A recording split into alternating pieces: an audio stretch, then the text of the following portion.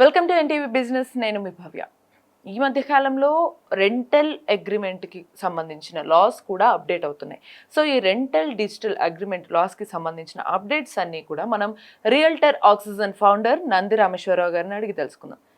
Sir, ఇప్పుడు ఒకప్పుడు normal కొన్ని అగ్రిమెంట్స్, జాబ్ అగ్రిమెంట్స్ ఇంతవరకే తెలుసు మ్యాక్సిమం చాలా మందికి. బట్ ఇప్పుడు ఒక ఇంట్లో ఉంటే టెనెంట్ అండ్ ఓనర్ మధ్యలో కూడా రెంటల్ అగ్రిమెంట్ ఉండడం మ్యాండేటరీ, అండ్ దట్టు వాళ్ళు ఖచ్చితంగా దాన్ని డిజిటలైజ్ చేయడం కూడా మ్యాండేటరీ అని అంటున్నారు. సో ఇది ఎంతవరకు నిజం, అండ్ దాంట్లో వచ్చిన కొత్త లా అప్డేట్స్ ఏంటి? ఇప్పుడు ఏదైనా గవర్నమెంట్ బతకాలంటే ఏం కావాలి? మీరు బతకాలంటే ఏం కావాలి? నేను బతకాలంటే డబ్బులు కావాలి.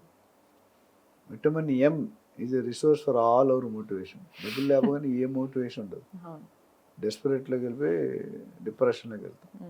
గవర్నమెంట్కి అది కావాలి. ఒకప్పుడు అగ్రికల్చర్లో బాగా డబ్బులు వచ్చాయి. మన చిన్నప్పుడు నేను చిన్న 95% ఇన్కమ్ 91 అగ్రికల్చర్.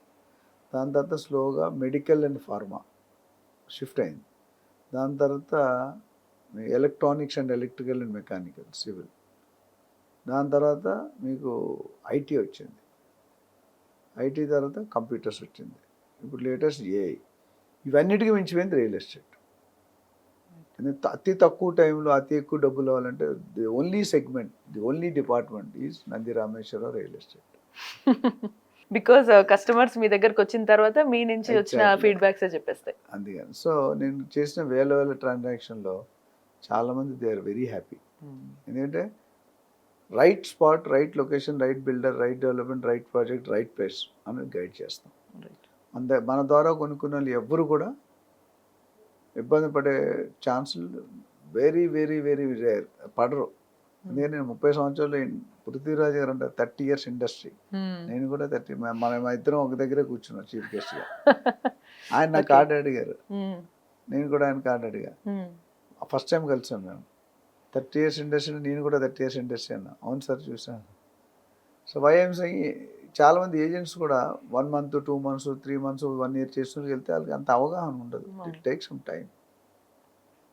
సో అది చూసుకోవాలి. సో రెంటల్ అగ్రిమెంట్లు ఏంటంటే అంతకుముందు డబ్బులు లేకుండా మాట మనకు తెలిసినట్టే కదా, 5,000 10,000 ఇచ్చేసాను ఒకప్పుడు జమానా. దాని తర్వాత పేపర్ మీద రాసుకోమన్నారు, ఏమనుకున్నాం. దాని తర్వాత స్టాంప్ పేపర్ మీద రాసుకోమన్నారు. దాని తర్వాత ఎస్ఆర్ఓలో రిజిస్టర్ చేయించుకోవాలన్నారు, సబ్ రిజిస్టర్ ఆఫీస్. ఇప్పుడు లేటెస్ట్ ఏమంటే దాంతోపాటు డిజిటల్ యాప్ ఉంది గవర్నమెంట్ది. మీరు సైన్ చేసిన 60 రోజుల లోపు యాప్ అప్లోడ్ చేయాలి, అప్డేట్ చేయాలి. మీ అగ్రిమెంట్ కాపీని రిజిస్టర్ ఆన్లైన్లో అప్డేట్ చేయాలి. చేయకపోతే జరిమానా వేస్తారు. జరిమానా ఎవరికి సార్? ఇద్దరికి. ఎవరు తప్పు చేసేవాడు. మార్చిన టర్మ్స్ అంటే 2 నెలల కంటే అడ్వాన్స్ ఎక్కువ తీసుకోకూడదు. 1 yearకి ఒక్కసారి డబ్బులు పెంచాలి. 5% ఎక్కువ పెంచితే తప్పు. కమర్షియల్ అయితే 6 నెలలు అడ్వాన్స్ తీసుకోవచ్చు. నోటీస్ 2 నెలలు 3 నెలలు ఉండాలి. ఎంత అమౌంట్కి ఒప్పుకున్నారు రాయాలి. ఎంత మెయింటెనెన్స్, లాక్ ఇన్ పీరియడ్ ఉందా లేదా, ఇవన్నీ కూడా మ్యాండేటరీ.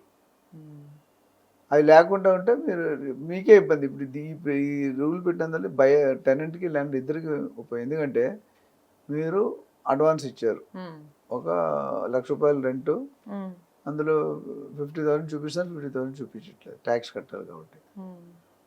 సంవత్సరానికి 6 లక్షలు మీరు అడ్వాన్స్ ఇచ్చారు ఓనర్కి. ఎంత 2 లక్షలు ఇచ్చారు. ఆయన వెళ్ళేటట్టు 1 లక్ష ఇస్తాడు.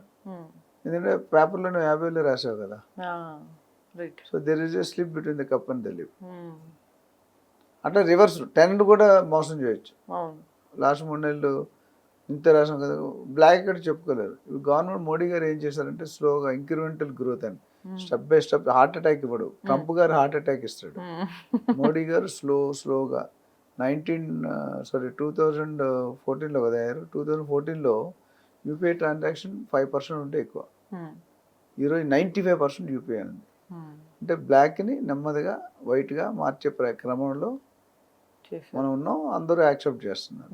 That's good. ఆన్లైన్ కొంత శాలరీ ఉంటాయి ఎంప్లాయీస్, 3 లక్షల శాలరీ, అందులో 2 లక్షలు చూపిస్తారు, 1 లక్ష చూపించారు. ఆ 1 లక్ష నువ్వు రిజైన్ చేసినట్టు ఇవ్వండి. నువ్వు అడగలేవు కూడా, కేసు వేయలేవు కూడా. సో మోడీ గారు చేసిన స్టెప్ అంటే ఒక మంచి స్టెప్. ఎందుకంటే అఫీషియల్గా గవర్నమెంట్ కూడా ట్యాక్స్ వస్తుంది దీని మీద. ఇప్పుడు అవును. ఆ రెంటల్ అమౌంట్ అడ్వాన్స్ మీద సమ్ రిజిస్ట్రేషన్ ఫీ కట్టాలి. ఆ ఫీ గవర్నమెంట్కి వస్తుంది కదా, అవును. అది చూసుకోవాలి. అందుకనే ప్లస్ ఓనర్ బ్యాక్గ్రౌండ్ చెక్ చేసుకోవాలి, టెనెంట్ బ్యాక్గ్రౌండ్ చెక్ చేసుకోవాలి. ఓకే. టెనెంట్ ఎక్కడున్నాడు, అంతకుముందు ఏ ఇంట్లో ఉన్నాడు, ఆ ఇంటి ఓనర్ నెంబర్ ఇస్తాడు రెఫరెన్స్. చాలామంది టెనెంట్స్ ఇవ్వరు. రైట్. అవును. ఒక కేసు చెప్తాను, చెప్పి క్లోజ్ చేస్తున్నాం. ఒక యంగ్ బాయ్ అండ్ గర్ల్ సాయంత్రం 5 గంటలకు వచ్చారు, 5:15 అడ్వాన్స్ ఇచ్చేస్తాను అంటున్నారు. ఎవరైనా ఇల్లు మార్చుకుంటే 2-3 నెలలు ప్లాన్ చేస్తాం లేదా? సడన్గా అప్పుడు చూసి అప్పుడు ఇస్తాడంటే గోటాలా జరిగింది అక్కడ. ఏం గోటాలో తెలియదు. అక్కడ మర్డర్ చేశాడా, స్కామ్ చేశాడా, తాగాడా, ఇల్లీగల్ సంథింగ్. అవును. అలాంటి వాళ్ళకి ఆలోచించేవారు. You should go and check their own premises. You should talk to the previous owners. అవును. కొంతమంది ఫ్యామిలీ అనే వచ్చినా ఎక్కడి నుంచి అని వచ్చారా, వీళ్ళు ఎవరన్నా సేఫా కాదా? మనం ఎన్నో కేసులు చూస్తాం మార్కెట్లో. అంతకుముందు అబ్బాయిల వాళ్ళు పాడైపోతే ఇప్పుడు అమ్మాయిల వాళ్ళు పాడైపోతుంది మార్కెట్. ఫ్యాక్ట్ అది. ఇది నేనైతే ఒప్పుకోను సార్. మీరు ఒప్పుకున్న నిజం అది. ఒకప్పుడు ఉండేది. అంటే సొసైటీ మారిపోతుంది, కల్చర్ మారిపోతుంది. మనం ఏం బేస్డ్ ఆన్ ద ఇండివిజువాలిటీ అంటే రెసిప్రోకేట్ అవుతుంది. అందరని చెప్పట్లేదు, segment of the. Right. So owner గురించి టెనెంట్ తెలుసుకోవాలి, టెనెంట్ గురించి ఓనర్ తెలుసుకోవాలి. లాక్ ఇన్ పీరియడ్ అని ఒకటి చెప్పి చాలా మంది. లాక్ ఇన్ పీరియడ్ అంటే లాకింగ్ అంటే మీరు 5 సంవత్సరాలు లీజ్ రాస్తే 2 years లాక్ ఇన్ ఉంటుంది. ఆ 2 yearsలో మీరు ఖాళీ చేస్తే పెనాల్టీ కట్టాలి. అదే ఓనర్ ఖాళీ చేయమన్నా ఓనర్ పెనాల్టీ కట్టాలి. ఓకే. అది లాక్ ఇన్ అంటే we're locking up to this period వరకు నువ్వు వెళ్ళడానికి లేదు. ఓకే. నీ జాబ్ ట్రాన్స్ఫర్ వెళ్ళిపోయావు అనుకో, అది నీ కర్మ. సో ఇలాంటివన్నీ చూసుకొని అప్లోడ్ చేయకపోతే గవర్నమెంట్ సర్వే మొదలు పెట్టారు ఆల్రెడీ.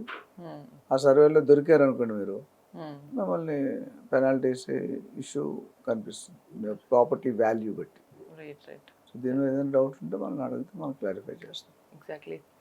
అండ్ సో మనం చాలా డౌట్స్ అయితే క్లియర్ చేసుకున్నాం. అండ్ ఈ మధ్య కాలంలో టెనెంట్ అండ్ ఓనర్ మధ్య రెంటల్ అగ్రిమెంట్ అనేది మస్ట్ అని మనకి లా తీసుకొచ్చారు. సో దీనికి సంబంధించిన పూర్తి వివరాలు తెలుసుకోవడానికి మీరు కామెంట్ రూపంలో కూడా అడిగి తెలుసుకోవచ్చు. సో కొత్త ఎపిసోడ్తో మళ్ళీ కలుద్దాం.